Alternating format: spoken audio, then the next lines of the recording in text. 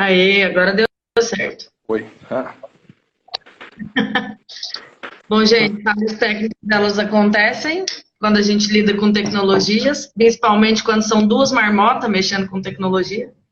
Inclusive, eu demorei umas 2 horas para descobrir como faz uma live, tá, pessoal? Então, Mas deu tudo certo. Bom, então, primeiramente, né, boa noite a todos que estão aí assistindo a gente. Devagarzinho o pessoal vai entrando de novo. Eu vou receber a notificação lá que a gente está por aqui. Então, fazer uma breve apresentação, né? Primeiramente, agradecer a presença do professor César aqui falando um pouquinho com a gente. Para quem não me conhece, meu nome é Laia, eu sou zootecnista, atualmente pós-graduando a nível de mestrado no Departamento de Nutrição e Produção Animal, da USP. Sou egressa do Laboratório de Estudos em Agronegócios, o LEA, coordenado pela professora doutora Camila Raineri. E hoje eu vou estar aqui representando o LEA, conversando um pouquinho com o professor César, que no caso é meu atual orientador. Então a gente está bem em casa, bem em família aí, para conversar um pouquinho. Falando um pouquinho sobre o professor César.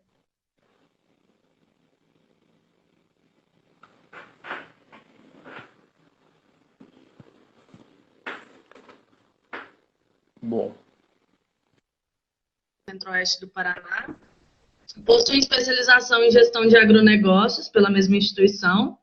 Possui mestrado em ciências veterinárias, doutorado em produção e nutrição de não ruminantes e pós-doutorado também em nutrição de não ruminantes, todos pela Universidade Federal de Lavras. E atualmente ele é professor doutor no Departamento de Nutrição e Produção Animal, da Faculdade de Medicina Veterinária e Zootecnia, né, da Universidade de São Paulo, e coordenador e orientador no Laboratório de Pesquisa em Suínos, do qual faz parte. Então, o professor César, ele atua principalmente aí nas áreas de suinocultura, saúde intestinal, aditivos, nutrição de não ruminantes, e hoje ele vai falar um pouquinho para a gente sobre o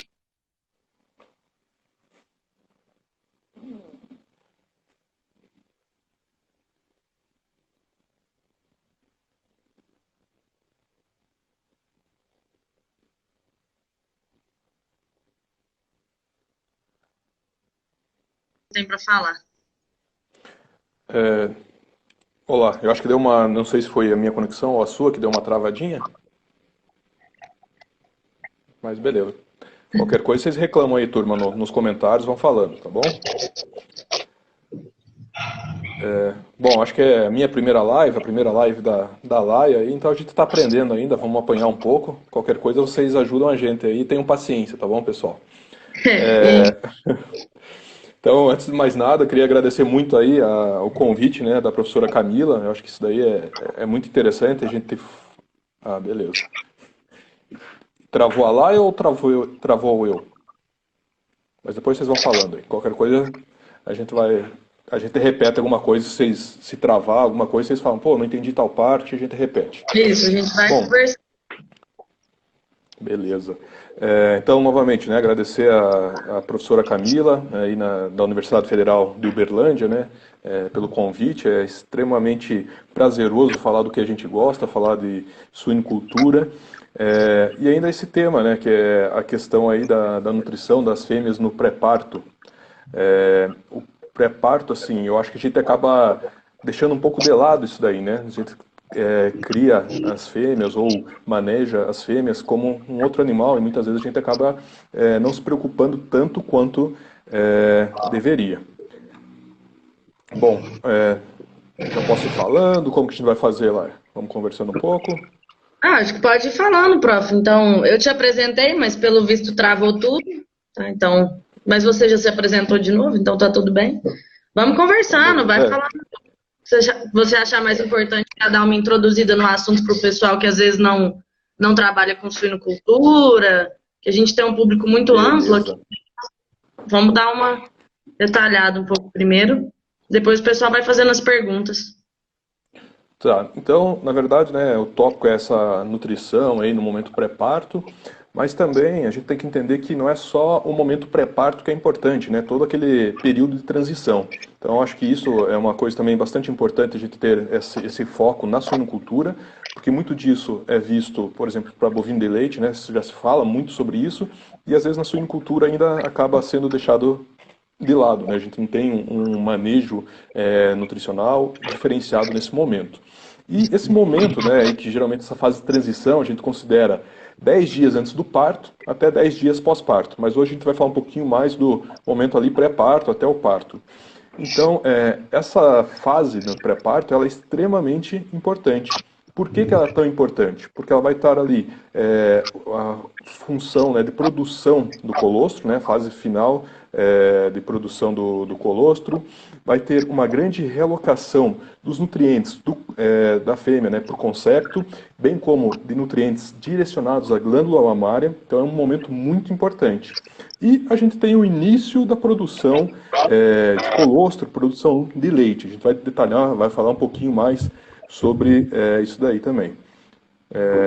Abraço a todos aí que estão cumprimentando a gente, né? Muito feliz aí de ver os amigos da pós-graduação, ex-alunos, então muito feliz aí de estar com a presença de vocês. Bom, esse momento aí de pré-parto, né, ele é extremamente importante e muito se fala também, né, da questão, por exemplo, da associação de uma dieta que pode levar à constipação. E hoje em dia a gente acaba tendo maior quantidade desse tipo de dieta, porque a quantidade de uso de fibra vem sendo esquecida, né? A gente vem reduzindo a utilização de fibra. E a gente vai ver que é extremamente importante o uso dessa fibra no período aí final de gestação, principalmente e em outros períodos também. Bom, eu vou primeiro comentar sobre, eu estou com uma cola aqui para a gente ir seguindo, hoje pode, né, não é prova, então a gente pode ir colando. Vocês estão me ouvindo ainda? Porque acho que a Laia travou.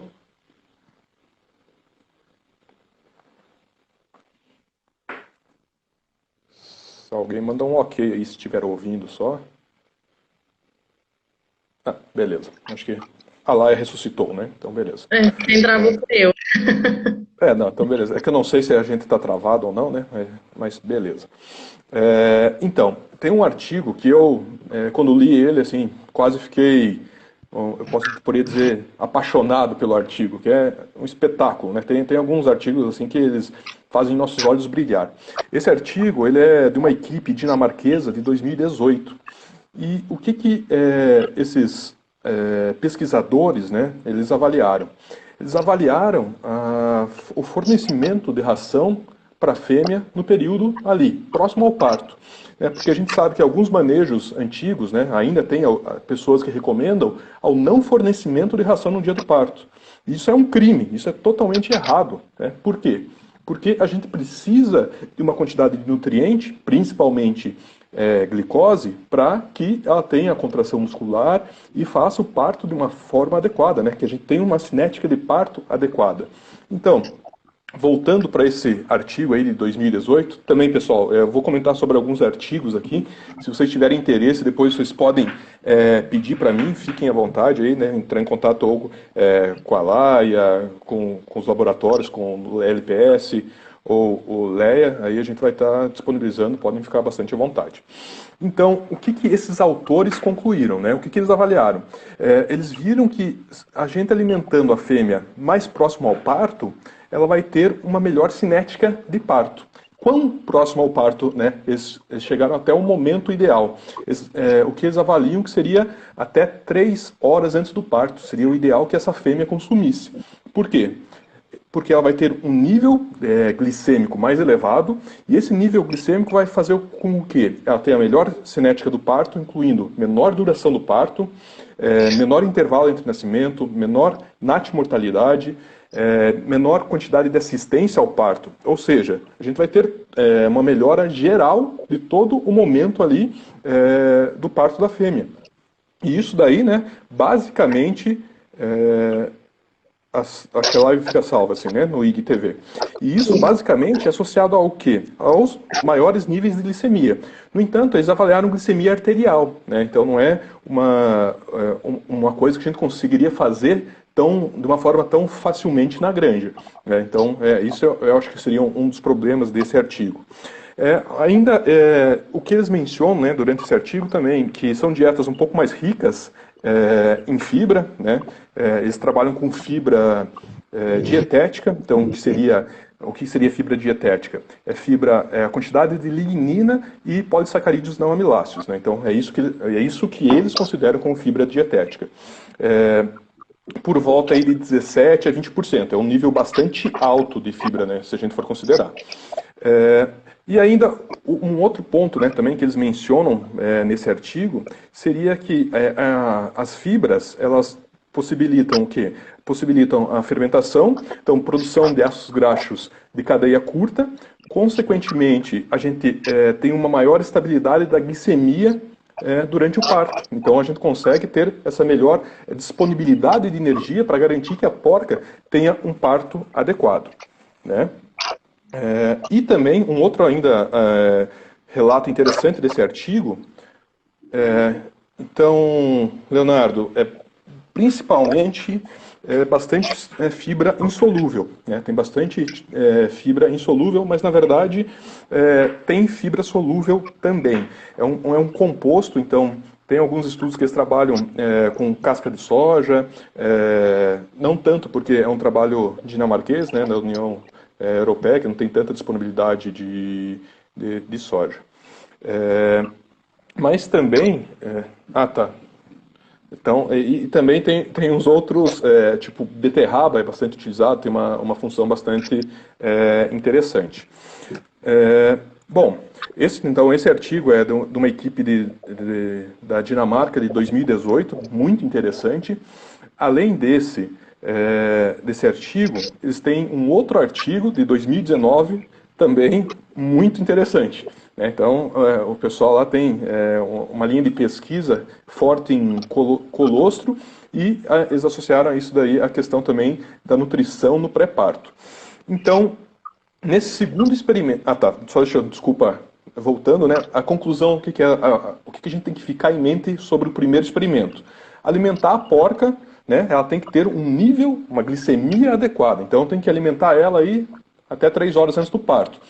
Poxa, mas aí o que a gente tem que tomar cuidado é que as nossas dietas, por exemplo, elas são muito ricas, ou na verdade são muito pobres em fibra, né? Então isso é um problema, porque a gente pode talvez aumentar a questão de constipação. Então a gente tem que entender isso daí.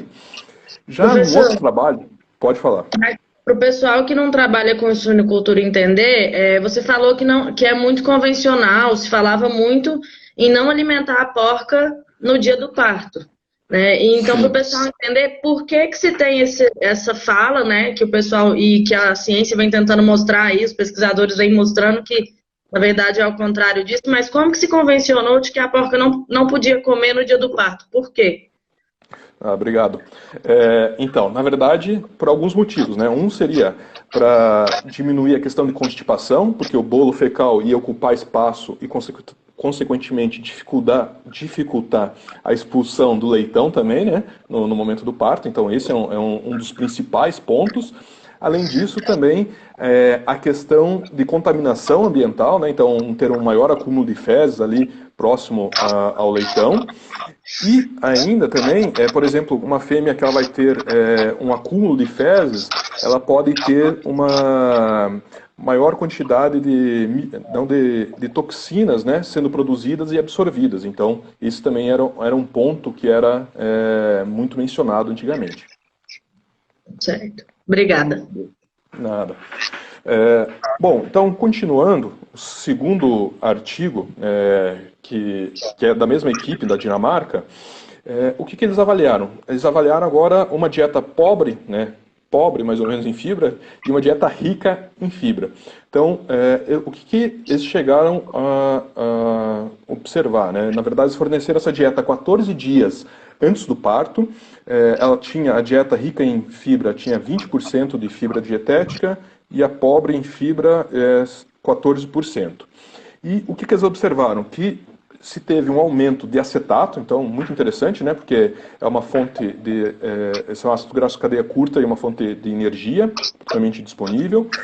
consequentemente, também eles tiveram um aumento de gordura no colostro. Então, isso é muito interessante, né? Você conseguiu possibilitar que esse colostro fosse mais rico nutricionalmente. E a gente nem precisa mencionar a importância do colostro, né? Para suíno é o básico, né? A gente tem que garantir uma colostragem muito adequada. Então, e um outro fator que é bastante interessante também desse paper é porque eles avaliam a questão do metabolismo, da produção do colostro. E o que eles mostram? Que a maior parte do colostro, do que a gente sempre pensava, não, o colostro é formado antes do parto, né? Não, a grande parte do colostro é produzida quando? A partir do início do parto. Então, isso é muito, muito, muito importante, né? Que a maior parte da gordura e da lactose do colostro são produzidas a partir do início do parto. Então, a partir do momento que a fêmea começa a parir, vai ter uma grande produção aí de lactose e gordura. Então, isso é muito importante. Por isso que é importante que ele tenha substrato, né? Que a fêmea tenha substrato para conseguir, além de fazer a expulsão dos leitões, ela tem que ter substrato para produzir colostro. E mais um ponto, né, que eu deveria ter mencionado antes e me esqueci, nossas fêmeas, né, eu sempre falo, sempre brinco, que os melhoristas trabalharam muito melhor do que nós nutricionistas, né, porque a quantidade de fêmea, de leitão produzido por fêmea é muito grande. Então imagina a demanda de nutrientes que tem a musculatura para conseguir expulsar todos esses fetos. Então a gente tem uma grande, grande quantidade. A gente precisa garantir que tem um aporte nutricional para essa fêmea conseguir ter um parto mais tranquilo, né? É uma maratona para a fêmea esse momento de parto. Professor, uma pergunta aqui da Amanda em relação à dieta com mais fibra. A Amanda quer saber se essa dieta com mais fibra, a gente precisa se preocupar com o aumento de ingestão de água da fêmea. Então, você tem que garantir que ela vai ingerir mais água ou se vai manter a mesma ingestão de água? Assim, de uma forma geral, é sempre importante que a gente consiga, estimule com que ela beba mais água. Então, se ela tiver um estímulo de beber mais água, sem problema nenhum. Teoricamente, quanto mais água ela beber, melhor vai ser, né? Assim, não teria problema. É claro que a fibra, talvez o que ela esteja pensando, porque a fibra tem uma capacidade de retenção da água e, consequentemente, poderia causar uma diarreia osmótica, alguma coisa nesse sentido, mas não tem problema nesse sentido. Mas é claro que tem que ter água disponível à vontade para a fêmea, né? Mas não é uma preocupação a mais, assim, a gente não tem que se preocupar mais com isso. Então, desse segundo paper, né, também, ainda o que eles também mostraram é que essa maior quantidade de gordura no colostro se dava principalmente a questão da maior disponibilidade de gordura, né, que foi fornecida através dos ácidos graxos de cadeia curta pela fibra dietética. Então isso é bastante interessante. E só, assim, né, o que a gente tem que levar de mensagem desse segundo paper seria o quê? Que é extremamente importante que a gente tenha um controle muito bom durante o momento do parto, porque a maior parte do colostro está sendo produzido nesse momento. Então, assim, a gente tem dois pontos muito críticos ali. Tem a questão do nascimento dos leitões e tem a questão da produção do colostro. Então, isso é muito importante. A gente tem que garantir que seja realmente muito bem manejado. A gente tem que garantir, tem que ser um momento de muito carinho, vamos dizer assim, né? A gente tem que ter uma atenção muito grande.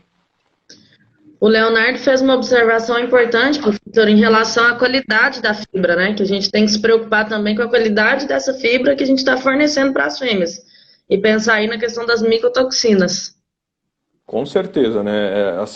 As fibras, né, ainda mais na nossa região, a gente tem, às vezes, na nossa região, digo no Brasil, na verdade, tem uma grande possibilidade de ter micotoxina, ainda mais dependendo do tipo de fibra. Então, isso é um ponto muito crítico. A gente tem que garantir uma fibra, mas que seja uma fibra de qualidade.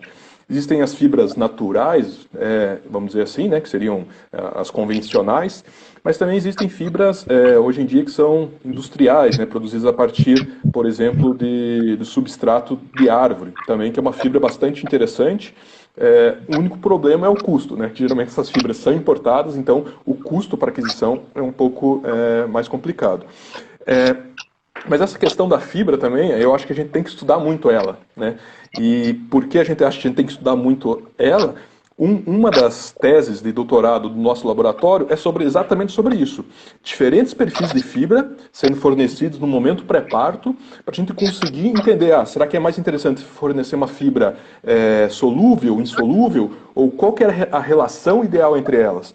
E não só para avaliar essa questão de desempenho de colostomogênese, desempenho de cinética de parto, mas também avaliar a questão de modulação do microbioma, de toda a microbiota que está, né, dentro da fêmea. Então, se a gente conseguir, talvez, transformar em uma microbiota um pouco mais distinta ou de melhor qualidade, essa microbiota ela é transferida para o leitão, né? Então, aí, os leitões, até a fase de descreche, até os 60, 70 dias de idade, eles têm uma correlação muito grande da microbiota deles com a microbiota que era da fêmea. Então, por isso que é importante, né? Então, além dessas questões aí que eu já mostrei, que é muito importante para a colostrogênese, para ter um desempenho adequado durante o parto, também tem esse efeito que a gente nem ainda estava considerando, que é a questão dos micro-organismos.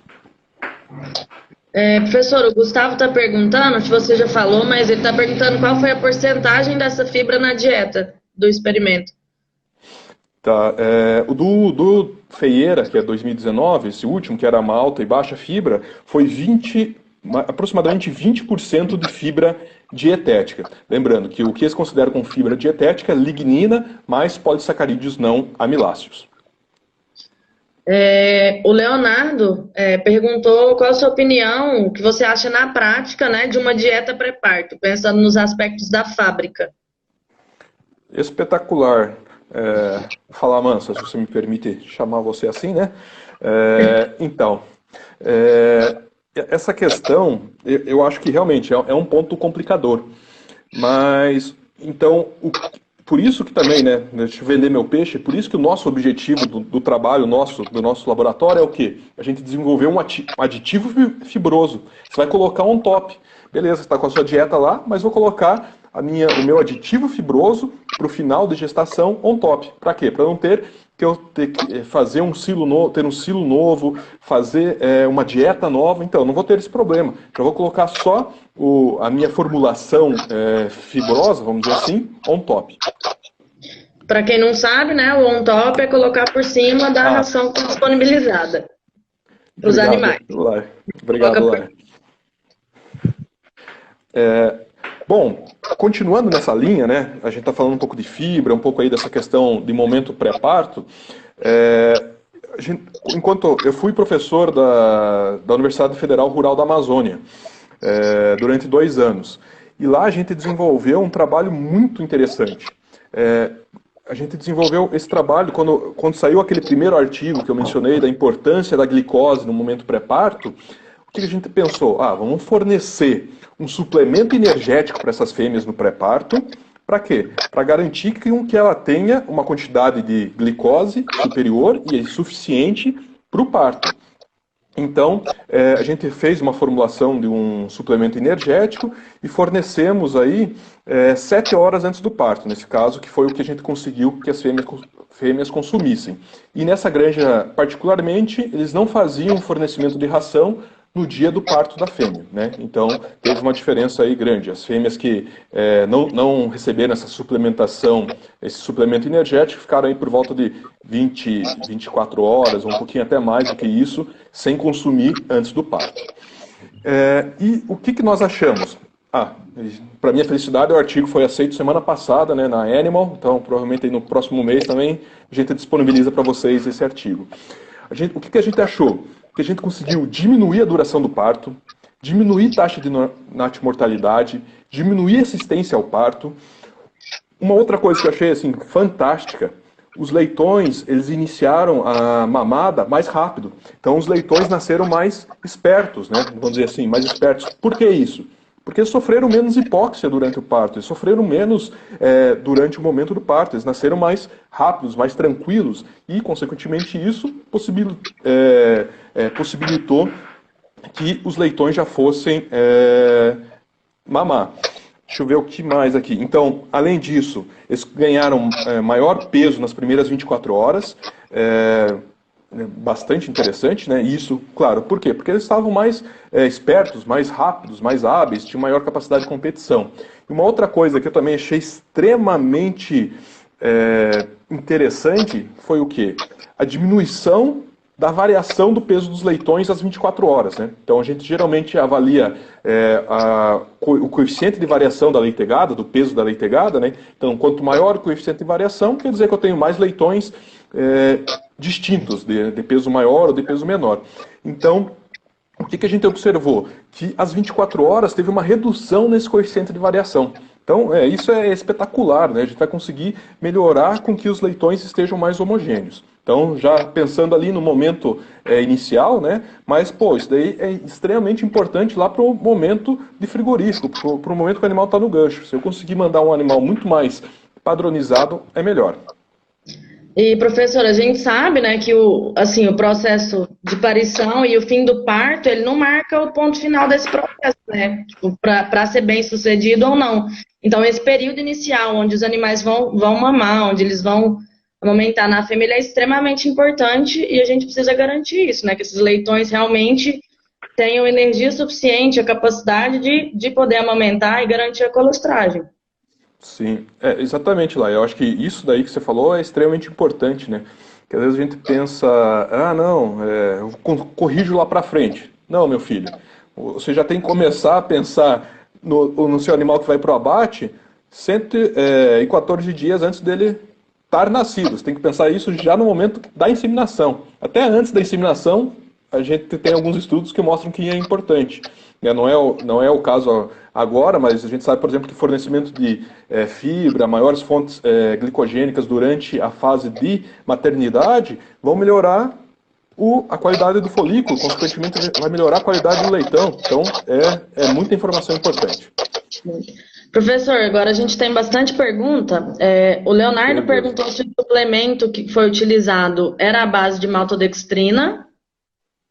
Não, Leonardo, não era a base de maltodextrina. Na verdade, vou contar para você o que era bem simples. Foi 500 gramas do suplemento. O que era esse suplemento? 250 gramas de ração lactação e 250 gramas de açúcar, né? Açúcar comum. Só um comentário, a gente também tem um trabalho de mestrado exatamente nessa mesma linha, para a gente desenvolver um aditivo nutricional nesse momento pré-parto. A gente sabe que não é todo mundo que precisa, mas se eu tiver essa disponibilidade, não, beleza, vou fornecer ali para a porca no momento do parto um aditivo que garanta um melhor nível energético, então também a gente está com esse experimento aí para ser iniciado, se o coronavírus não impedir a gente, logo. O Paulo perguntou sobre a inclusão da fibra. Ele perguntou se é mais interessante, se essa utilização é mais interessante somente no período pré-parto. Então, se a fibra ela pode ser usada em outras fases também, que seria interessante. Então, Paulo, na verdade, assim, durante a gestação, de uma forma geral, seria interessante a gente ter uma utilização de fibra, né? Aquilo que a gente falei, eu acho que a gente vem esquecendo, não é que a gente vem esquecendo, mas é aquilo que o Falamansa tinha comentado, a qualidade da fibra às vezes é complicada, então a gente opta por tirar a fibra para não ter tantos problemas, mas o ideal que seria desde da gestação e aí já pensando até em lactação, talvez seja interessante a utilização de um pouco de fibra. Pela questão de ácidos graxos de cadeia curta, eles têm uma importância fundamental para o trato gastrointestinal. É bastante interessante aí as funções que eles promovem.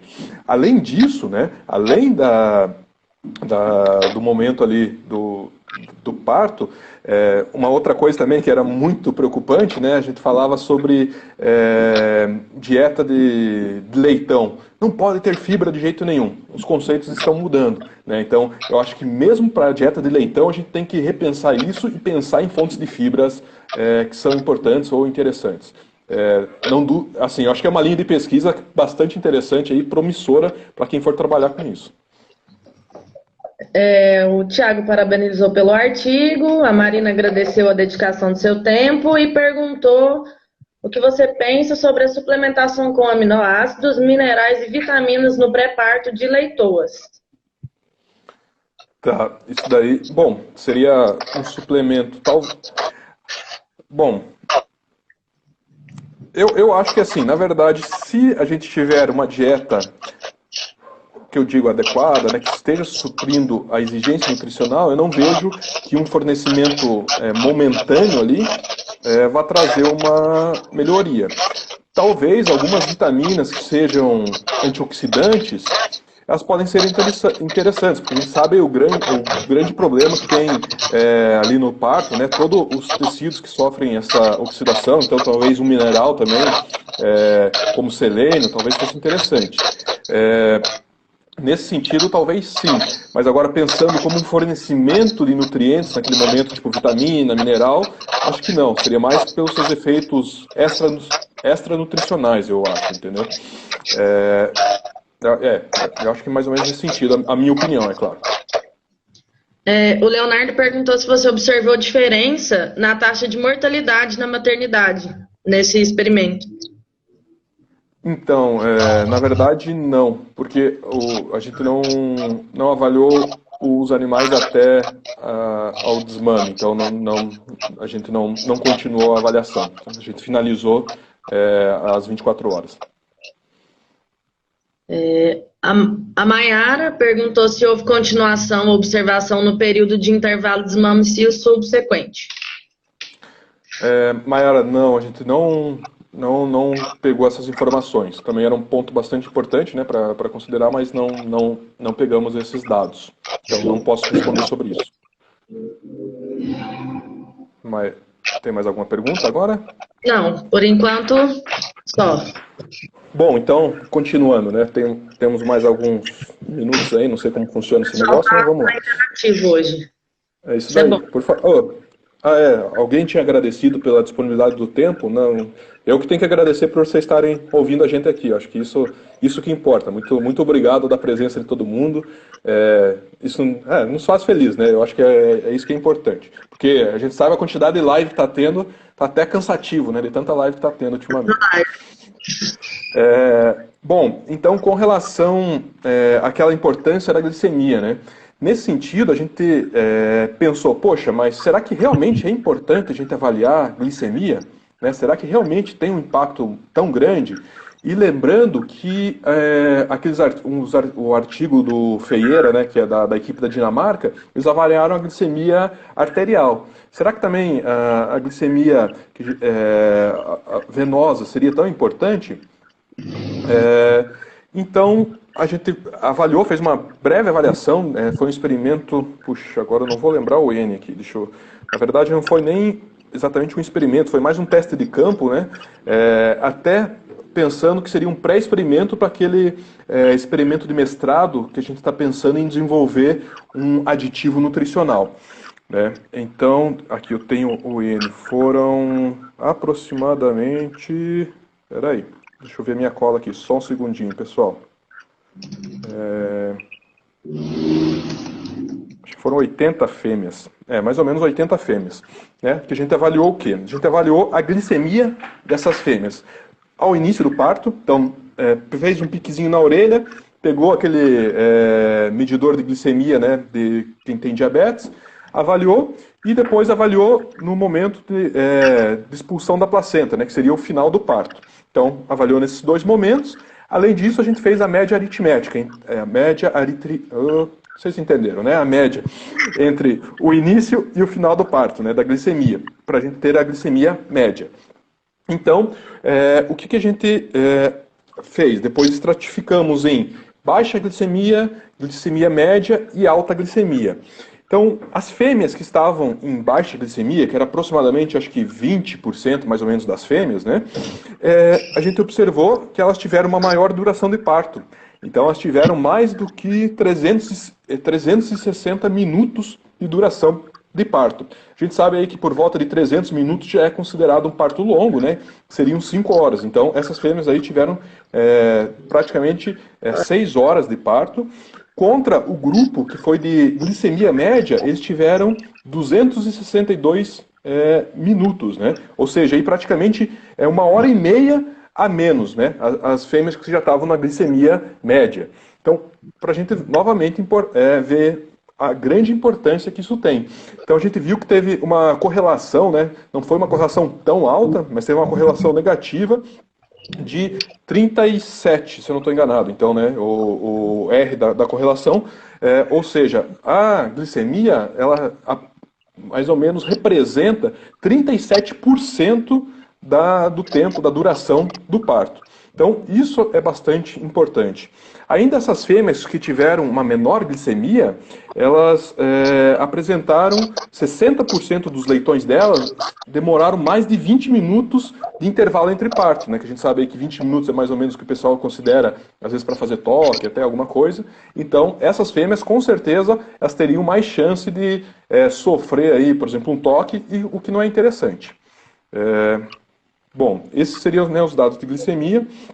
Agora, eu vou trazer outros, ainda tem 2 trabalhos que são bastante interessantes e bem recentes, né? Na verdade, um não foi nem publicado ainda, que é de uma equipe da Espanha. Eles só colocaram alguns dados parciais no site, naquele 333, né? Pode patrocinar nós também do laboratório, né? Estamos divulgando o site. E o que foi o delineamento experimental deles, né? Esse é o trabalho da Espanha, primeiro eu vou falar. Então, eles fizeram uma alimentação à vontade 5 dias antes do parto, né? Para um grupo de fêmeas, e para outro grupo de fêmeas sem alimentação à vontade. Então, o que eles observaram? Eles não observaram benefício para o desempenho da leitegada. No entanto, eles observaram um maior consumo de ração nos primeiros 5 dias após o parto, o que, na minha opinião, é extremamente importante. Então, você garantir com que essa fêmea consuma mais ração já no momento inicial, pós-parto, é interessante. Então, né, esse fornecimento de ração aí 5 dias à vontade antes do parto. Ainda, eles também tiveram um outro trabalho onde que eles... Deixa eu ver aqui onde que está esse outro trabalho, só um segundo. Que eles observaram que peraí, que eu me perdi aqui. Deixa eu só achar o trabalho aqui, um segundo.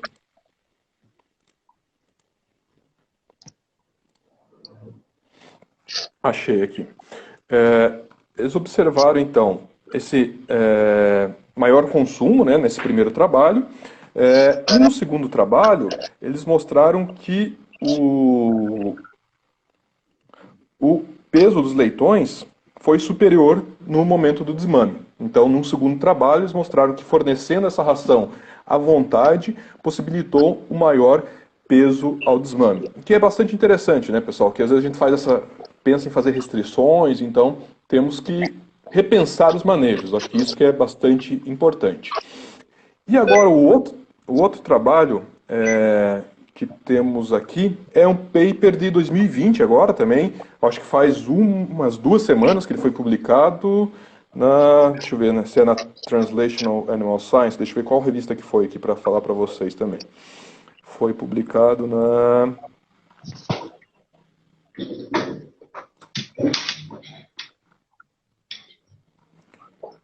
Acho que é no Journal of Animal Science,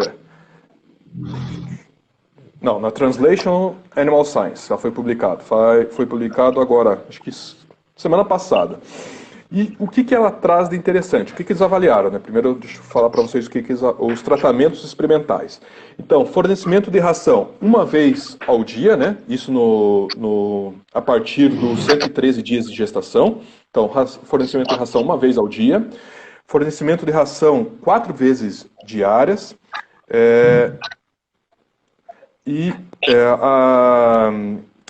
A ração, o outro tratamento, fornecimento à vontade, né? Então, à vontade... O Paulo falou que falhou e que ele não conseguiu pegar. Ele perguntou em que fase a ração é à vontade. Ah, tá, beleza. Acho que isso é no trabalho da Espanha ainda que a gente estava falando, né? Isso. O trabalho da Espanha foi a partir de 5 dias antes do parto, no trabalho espanhol, tá? 5 dias antes do parto, fornecimento à vontade. Agora, nesse trabalho de Kansas, o que eles fizeram? Vou repetir aqui os tratamentos. Um tratamento era a ração 1 vez ao dia, 2,7 kg. Todos esses tratamentos começaram a partir dos 113 dias de gestação. Então, é 2,7 kg. O segundo tratamento também seriam os mesmos 2,7 kg, porém divididos em 4 tratos diários. E o terceiro tratamento, ração à vontade, dividido em 4 tratos diários também. Então, não é que era 4 tratos, mas estimulava a fêmea a consumir em 4 momentos distintos. E o que eles observaram? Eles observaram que essas fêmeas recebendo ração à vontade, elas tiveram menor perda de peso, menor perda de espessura de toucinho, maior ganho de peso da leitegada, né? Na verdade, uma tendência de ganho de peso da leitegada ser maior. O peso dos leitões ao desmame foi superior para as fêmeas alimentadas à vontade e também menor taxa de mortalidade de leitões nascidos dessas fêmeas que receberam ração à vontade. Então, novamente, eu acho que a gente tem que realmente se preocupar muito com esse momento ali pré-parto, com essa fase de transição. É um momento muito delicado, então a gente tem que ter essa consciência. Beleza, pessoal? Eu acho que agora, se vocês quiserem fazer perguntas e tal, estamos à disposição. Eu acho que é importante a gente falar um pouquinho também em relação ao score de condição corporal dessa fêmea, né? Então, nesse período pré-parturiente, no momento do parto, o que é ideal, o que é desejável. Excelente. Bom, então, na verdade, isso é um ponto que vem sendo bastante discutido. Ontem, nós temos reunião do nosso laboratório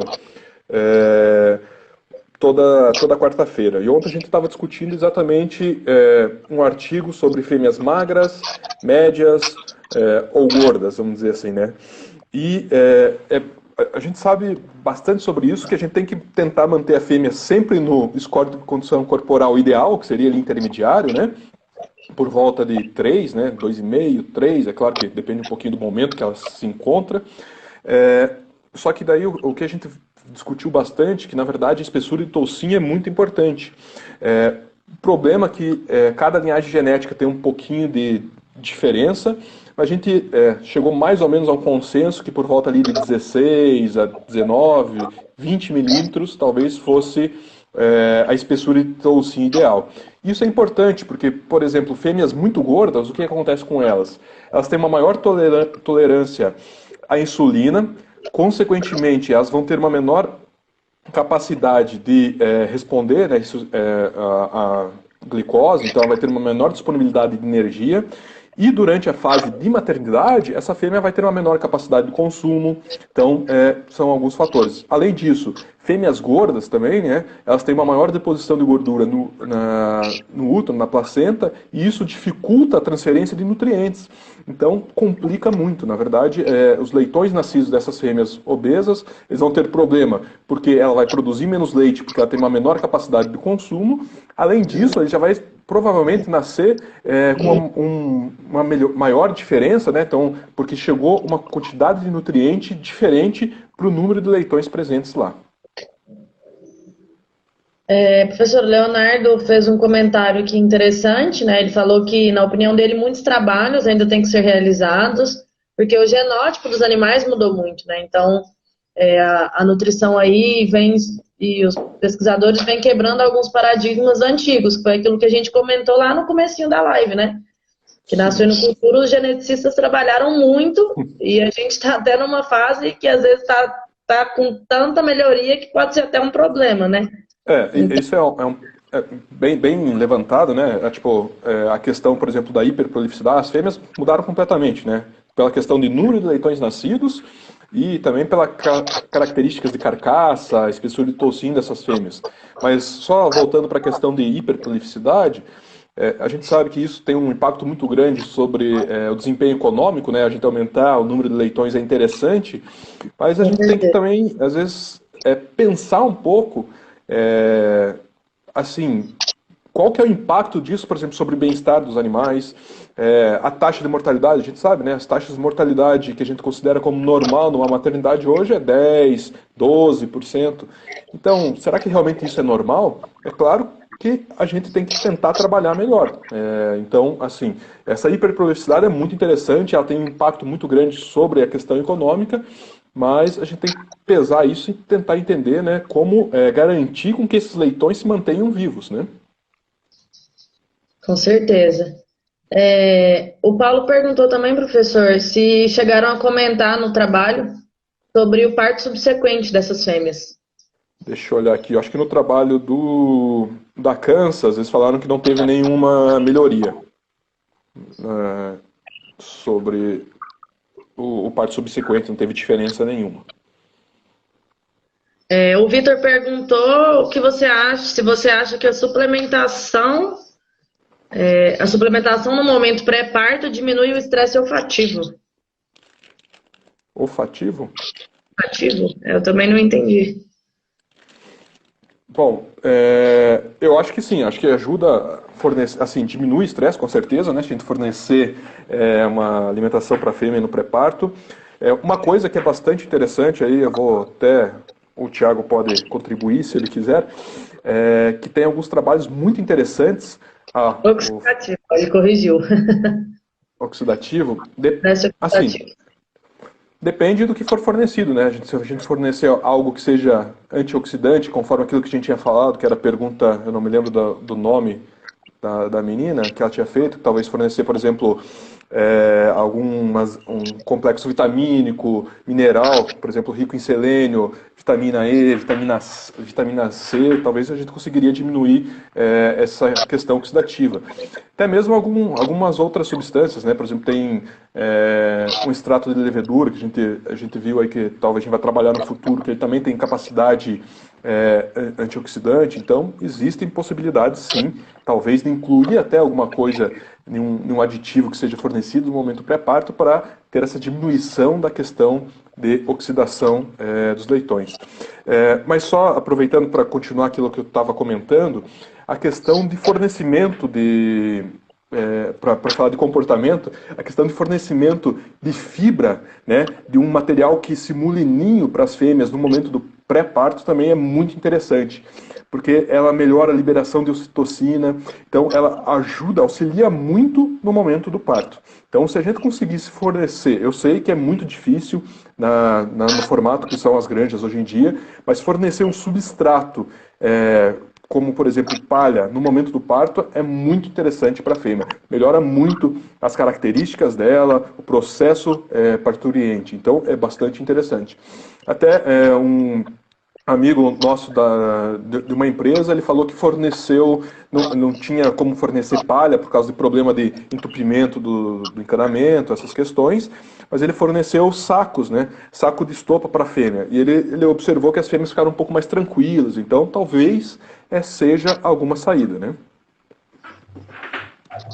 Uma pergunta interessante aqui, professor. O Leonardo perguntou o que você acha do imprinting. Então, colocar os flavorizantes em dietas de porcas com o objetivo de gerar memória no leitão. Sim, isso é bastante interessante. Eu acho que assim, a gente tem que trabalhar um pouco mais, mas tem alguns estudos que mostram, né, que o que foi fornecido, né, desse flavorizante que foi fornecido para a fêmea, ajuda a aumentar o consumo do leitão pós-nascimento. Então é bastante interessante, porque é algo que ele já conhece, é algo que ele já tem um imprint, já tem um conhecimento, então ele consegue realmente assim, ter um maior interesse pela ração, talvez, sabe? Então eu acredito bastante nisso daí, só que eu acho que ainda tem que ser um pouco mais bem desenvolvido e elucidado como que funciona realmente, Leonardo, assim, né? E esses efeitos, mas eu vejo como tem possibilidade. A gente tem uma pergunta aqui também, perguntando se o segredo seria deixar a porca comer à vontade até 3 horas antes do parto. Sim, se você tiver possibilidade, só que o problema é também que muitas porcas não consomem antes do parto, então isso acaba se tornando um problema. Mas o ideal seria que ela consumisse antes do parto. Mas só uma cautela, também se for uma dieta talvez muito pobre em proteína, aí a gente talvez possa ter problema, né? Então a gente tem que só ter essa atenção que não pode ser uma dieta muito pobre em proteína, em fibra, falei proteína, desculpa, em fibra, porque senão a gente pode ter, por exemplo, constipação, alguma coisa nesse sentido. Então isso é bastante importante. Por isso talvez também o fornecimento de um aditivo em um momento específico talvez seja tão interessante. O Thiago falou aqui que existem uns artigos super interessantes, né, com material para construção de ninhos e os impactos positivos disso no parto. E falou também que tem alguns trabalhos que mostram que fêmeas que recebem dietas que são ricas em fibra durante a gestação vão ter uma melhora de bem-estar da fêmea, porque diminui aqueles comportamentos estereotipados, né, anormais, e aumenta alguns indicadores de saciedade. Acho que isso também é um tópico muito importante da gente falar, né, prof? Não, com certeza. Eu acho que, se eu não estou enganado, acho que até o trabalho do Thiago, o trabalho de mestrado dele, foi realmente com o fornecimento de fibra para as fêmeas aí durante a gestação.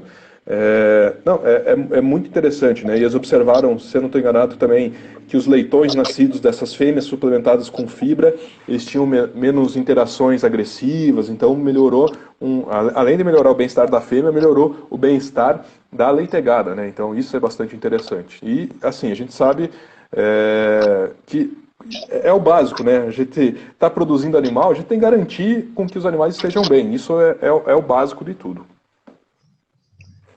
Mais uma pergunta aqui em relação da gestação coletiva automatizada. O que você acha sobre? Complexo por enquanto, porque a gente não sabe trabalhar. Mas eu acho que é uma tecnologia muito boa, mas a gente não pode queimar a tecnologia por incompetência nossa. Eu acho que é uma tecnologia muito boa, mas o que a gente tem que fazer é garantir com que os animais sejam treinados a entrar na estação de tratamento. E assim, porque se você for considerar nutricionalmente, é perfeito, né, essa tecnologia. Você pode fornecer a dieta, você pode mudar a curva da alimentação diariamente da fêmea. Então, fornecer a quantidade de nutrientes, ou tem alguns equipamentos desses que podem ter, por exemplo, uma dieta rica, uma dieta pobre, fazer essa mistura da dieta e fornecer exatamente a exigência nutricional da fêmea. Então, assim, eu acho muito interessante, mas nós temos que aprender muito ainda a usar a tecnologia. Acho que esse que é o ponto crítico. Porque também, não só a tecnologia de alimentação automatizada, mas também a tecnologia de fêmeas criadas em baia coletiva. Né? É um ponto básico, mas requer muito manejo diferenciado. A gente tem que ter uma atenção maior. Eu acho que isso é bastante importante. A gente não pode queimar as tecnologias, não pode queimar os manejos, né? Falar, não, isso não funciona. Não é assim, funciona. Mas a gente tem que saber como manejar, como utilizar ele.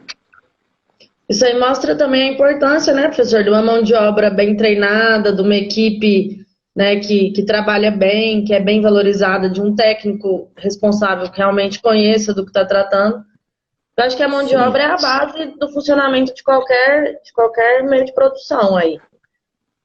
Assim, né, aproveitando, acho que você tocou nesse ponto, não sei se o pessoal teve a oportunidade de assistir a live da Agnes, que eles fizeram acho que 3 ou 4 lives.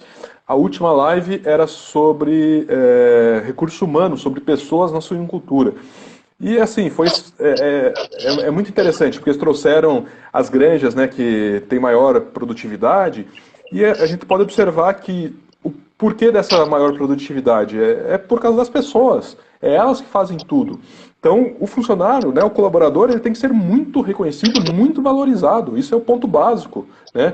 Imagina, se você não der, vamos assim, né, pensando, se você não der bem-estar para o seu funcionário, para o seu colaborador, como que ele vai criar, vai querer fazer com que os animais estejam em bem-estar, né? Então, assim, a gente tem que preocupar muito, eu acho que é o ponto-chave.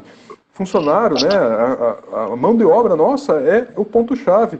E assim, eu sempre digo também que muitas vezes a gente fala, teve um problema na granja, e né, aconteceu um determinado alguma coisa.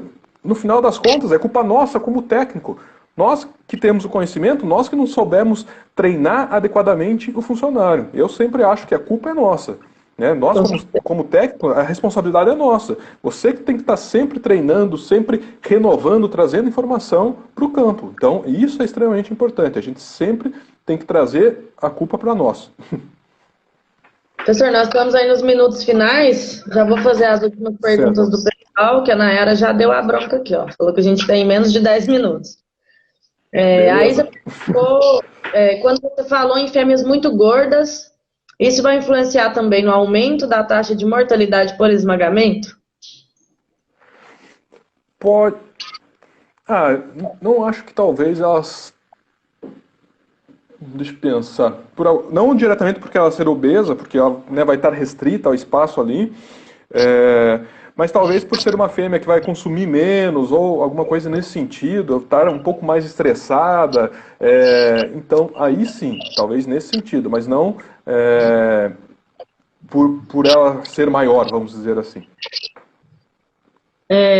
A Bruna fez um comentário que o professor Bruno Silva, da UFMG, tem um trabalho juntamente com a Biozen sobre o uso de fibra para fêmeas reprodutoras. Para quem se interessar aí, fica esse trabalho de indicação. O Paulo falou um pouco sobre em relação ao custo, né, da gestação coletiva automatizada, e esse eu quero responder, que já já nós vamos estar lançando um artigo aí, uma parceria do LPS com o LEA, inclusive, sobre essa questão do custo das gestações automatizadas, né? Da gestação coletiva. Então, aí a gente divulga, mas é um trabalho bem interessante, que a gente consegue mostrar que com a melhoria de alguns indicadores zootécnicos ali, esse custo a longo prazo ele se paga e é um investimento, na verdade, né? Mas, claro, isso com tudo que o professor já falou, com manejos adequados, com treinamento, com saber utilizar essa ferramenta e essa tecnologia. Né, que a tecnologia não faz milagre, a gente tem que saber utilizar da melhor forma possível. E tem uma outra pergunta aqui, prof, que o rapaz fala que não é muito sobre o tema da live, mas qual a dica o senhor pode dar para um estudante que quer a área do agro, estudando em uma faculdade que é voltada para pequenos animais? E ele perguntou se é uma área aberta para estágios. A área é aberta para estágios do agro, ou o nosso laboratório é aberto para estágios. Mas suinocultura, de uma forma geral, o pessoal também é muito aberto para estágio, então eu acho que é sem problema. E não vejo problema nenhum, assim, que você ser de uma universidade que é mais voltada para pequenos, quem faz o curso é você que tem que correr atrás. Então, assim, tem as oportunidades, né, sabe? Se você for atrás, quero fazer estágio, cada semestre vai numa granja diferente, não sei, por exemplo, qual área que você tem mais interesse, nutrição, faz estágio no laboratório de bromatologia, faz estágio numa granja que é integrada, numa granja que não é integrada, né, uma granja independente. Então, eu acho que assim, são muitas oportunidades. Então, assim, depende basicamente da gente. Outra coisa também que tem bastante, que você pode aliar, por exemplo, fazer um estágio fora do país com suinocultura. Então, você vai estar ganhando conhecimento de suinocultura e ganhando conhecimento de outra língua. Então, existem essas possibilidades. E assim, mas eu não tenho dinheiro para fazer esse estágio. Tem vários colegas meus que foram fazer esse estágio e fizeram, né, o próprio, com o seu trabalho, você paga o estágio, paga o deslocamento. Então, eu acho que assim, tem muita possibilidade.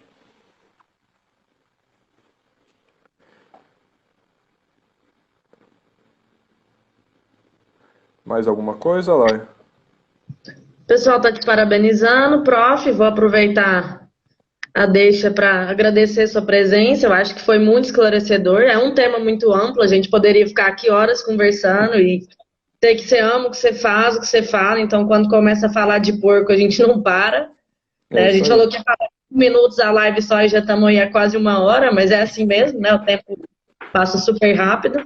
Te agradecer mais uma vez, acho que foi excelente, o pessoal está parabenizando muito aqui. Para uma primeira live foi muito bom, na próxima a gente promete não apanhar da tecnologia. Mas obrigado pela participação, é sempre um prazer te ouvir falar e é um prazer te receber aqui no LEA mais uma vez. Não, muito obrigado. Eu só quero fazer alguns agradecimentos também, né? Então, agradecer, na verdade, ao LEA, primeiramente, a professora Camila, né, aí por essa oportunidade. Agradecer, eu vi aqui, né, o NESUI, vários amigos meus do NESUI, da UFLA, o GEAS, que é o Grupo de Estudo de Aves e Suínos, lá da UFRA, em Paragominas, e, claro, o Laboratório de Pesquisa em Suínos, né, que é o nosso laboratório. Temos 20 segundos, deixa eu ver se tem mais alguma coisa, e, o mais importante, eu tenho que agradecer aos meus orientados, que esses trabalhos, tudo isso que acontece é graças a eles, aos estudantes, né, de graduação, de pós-graduação aí. Muito obrigado por tudo. Obrigada, gente. Até a próxima. Falou, até mais. Tchau, tchau. Tchau, tchau.